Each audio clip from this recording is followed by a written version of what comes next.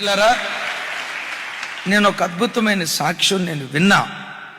ఆ పెద్ద ఆయన నా దగ్గరకు వచ్చి చెప్తూ అయ్యా, నేను దైవిక స్వస్థతలో పెరిగేవాడిని. ఆ దైవిక స్వస్థతలో షుగర్కి ట్యాబ్లెట్లు వేసుకోకుండా చాలాసార్లు చావు అంచుల దాకా నేను వెళ్ళా. వీపు మీద గడ్డలు పుట్టుకొచ్చాయి, మెడ మీద గడ్డలు పుట్టుకొచ్చాయి.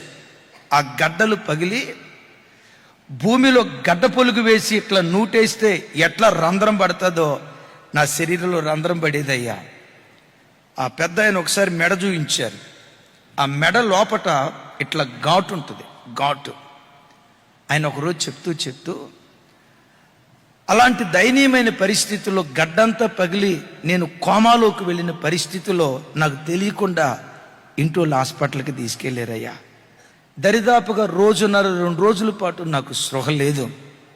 ఆ హాస్పిటల్లో ఉన్న దినాల్లో ఎవరో నా చెవుల దగ్గర ఏడుస్తా ప్రార్థన చేస్తున్నారు.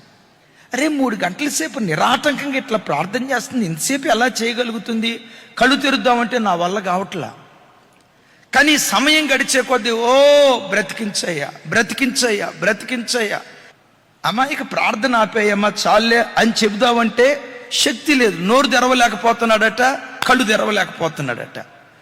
4 గంటల సేపు ఆ ప్రార్థన అట్లాగే వినపడుతుందట.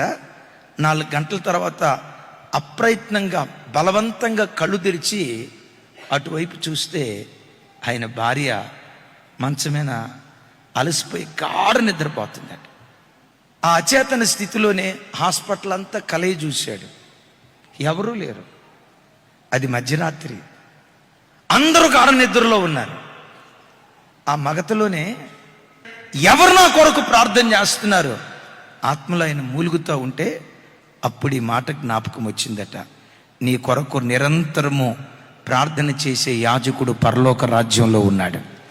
ఆ మాట గుర్తొచ్చి, నా కొరకు ప్రార్థన చేసే నమ్మకమైన యాజకుడా నీకు కృతజ్ఞతలయ్యా, నమ్మకమైన నా ప్రధాన యాజకుడా నీకు కృతజ్ఞతలయ్యా అని ఆ పడక మీదే ఉండి వెక్కి ఏడుస్తూ తెల్లారేసరికి పరిపూర్ణమైన స్వస్థత పొందాడట. ఆయన ఎవరో తెలుసా? మా నాన్న.